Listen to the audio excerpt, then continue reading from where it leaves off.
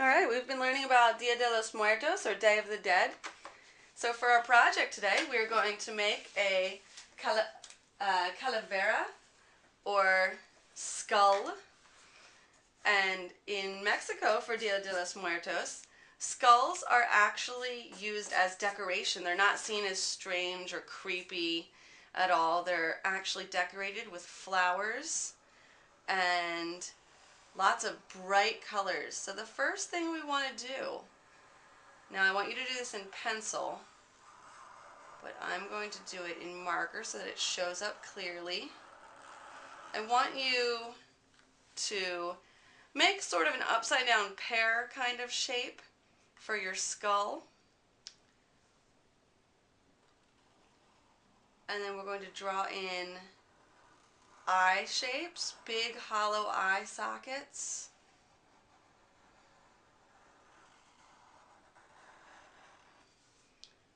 A kind of rounded off triangular shape for the nose cavity. And then a nice set of skeleton teeth. Now the skulls that people create, some people create them on paper like we're doing. They create sugar skulls, which are decorated candy skulls. They'll make them out of paper mache. They'll make masks and wear them for the holiday, but we're making a drawing. So here we have our basic skull. It's very stylized. You don't have to get out your anatomy book and make it look perfect. It just needs to resemble a stylized human skull. And then the cool thing that they do is they decorate it. And flowers in this culture are thought to kind of encourage or lure the deceased back for the celebration so that they're among the living for this celebration. So we want to decorate it with lots of flowers. I'm going to work in a kind of symmetrical way, meaning same on both sides. So if you want your artwork to be symmetrical, anything you do to one side, you have to do to the other. So if I put a big flower shape on this cheek, I want to put a big flower shape on this cheek. And then you will achieve symmetry.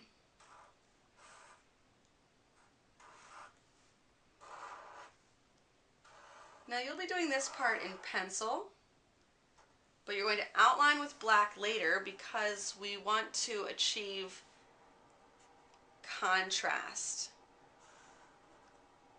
or two things that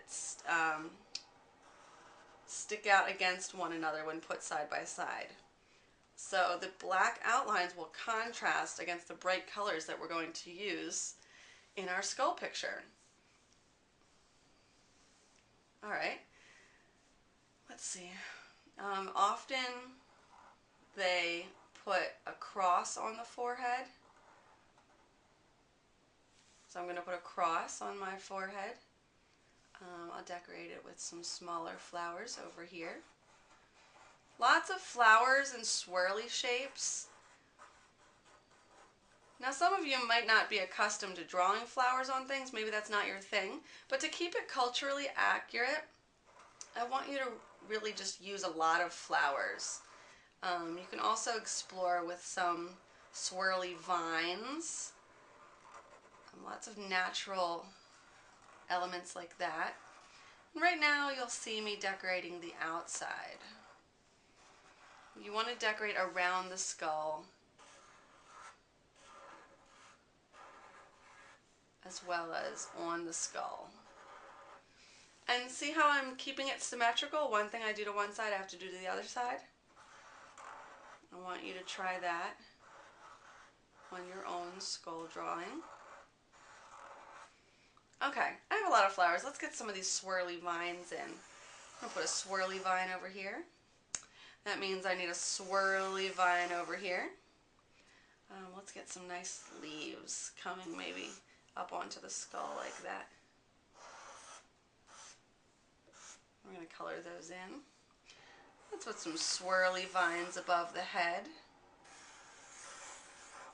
And we need some nice leaves on those as well. Alright, that looks good for now. I want you to use any kind of bright medium. Remember, the word medium means art material. So I chose oil pastels because you get a really vibrant hue, which will create wonderful contrast against the black outlines. You can use marker, you can use acrylic paint. I wouldn't use watercolor because it gets really washed out in light. You can use colored pencils. Okay, now I want you to fill in your skull with these wonderful bright colors. I'm only going to fill in part of the skull today, so you don't have to watch me completely finish it. But I will post the completed picture in the lesson for you to see. So take your time doing this. Really fill in the whole thing. You don't want to see a lot of white left over in your drawing. With oil pastels, they're going to be vibrant no matter how hard you push, but with, say you're using colored pencils, you want to apply a lot of pressure to really get that nice even coating of color. If you're using acrylic paint, don't water it down at all. Use it at its full opacity, which means you shouldn't be able to see through it to the paper. You should get a solid layer of color, pure pigment. Nice solid hue on your paper. Your skull needs to be colored too, and you definitely don't have to be realistic. We're not talking bone color or anything like that. So I'm going to color in my flowers. I think I want to make this one and this one orange and red.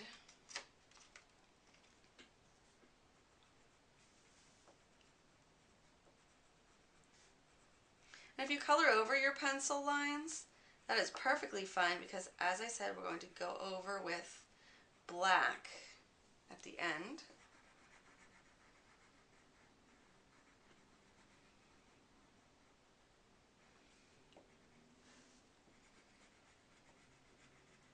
Let's talk about another principle of design, unity.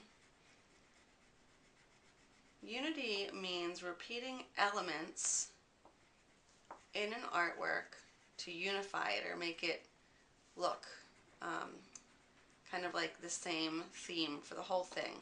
So what have I created that unifies this artwork? Well, one thing that I've done that definitely unifies the artwork is I have, what color am I doing this? I have done the same designs. So I've used a whole bunch of flowers. That creates unity. Even though they're slightly different kinds of flowers, it still is an element that's repeated over to unify the drawing. I'm repeating colors. I'm repeating shapes. And then when you talk about unity as a principle of design, you also have to talk about variety. What creates variety? What is different? Well, I'm creating variety right now by making these petals purple, while I made the other petals red. That'll definitely create variety. You want to try to have some kind of variety in your picture because that adds interest for the viewer.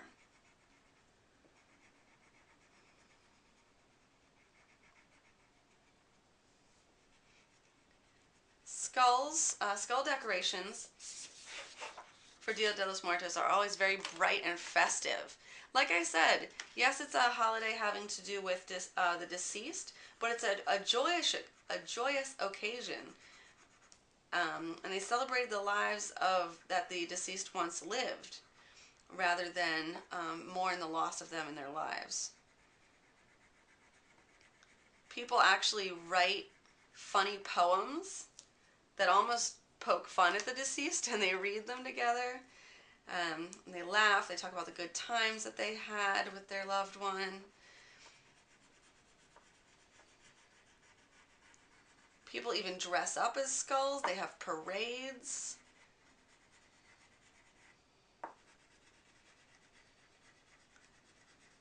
People often link the holiday with Halloween because it occurs the day, 2 days after Halloween, but it is not the same as Halloween at all.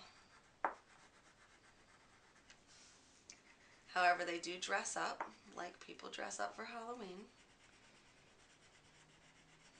They also make altars or collections of objects on the grave of the deceased or at the home of the deceased, including their favorite foods and vegetables, snacks, drinks, all of their favorite stuff. If you do what I just did, like accidentally blend colors, oil pastels scrape away really easily. See how I'm removing that red with my fingernail? If you have acrylic paint, let it dry and then paint over it if you make a mistake. And I also should have advised you to work light to dark. How I started with the yellow. It's always a good idea to work light to dark instead of dark to light. Oh, I have two little flowers here. What color am I going to do them? I might do pink petals.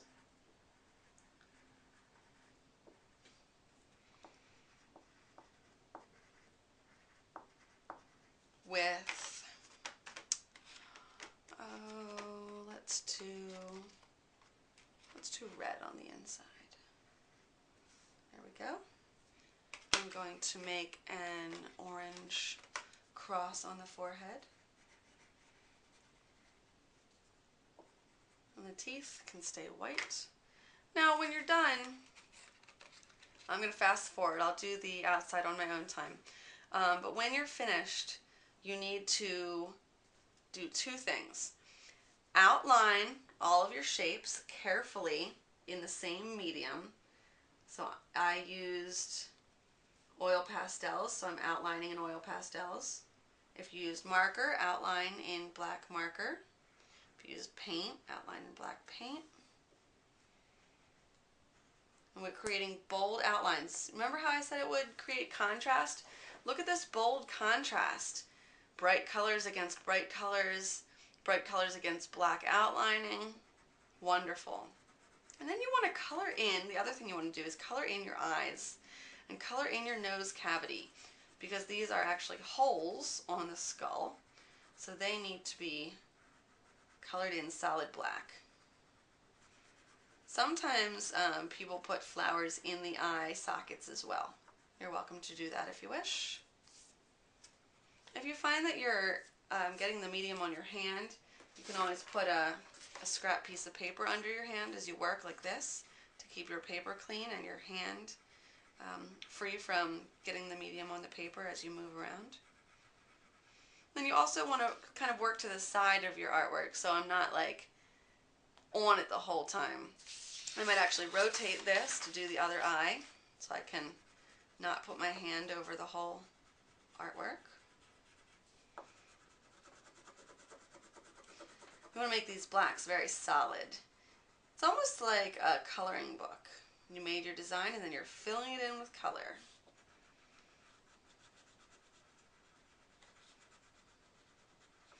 Now if I was making this for Dia de los Muertos, I might hang it in my home or the home or room of my deceased loved one as decoration. They definitely have tons of decorations. And then the teeth I'm going to outline in black as well.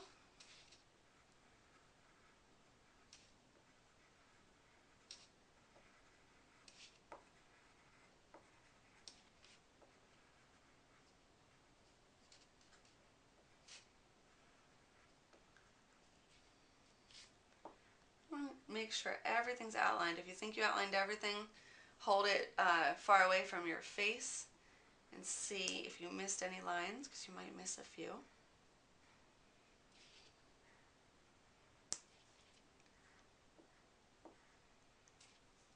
Alright, I'm going to finish the rest up on my own, and then you'll see the finished product in the lesson. So have fun, make sure you clean up when you're done, and I can't wait to see what you come up with.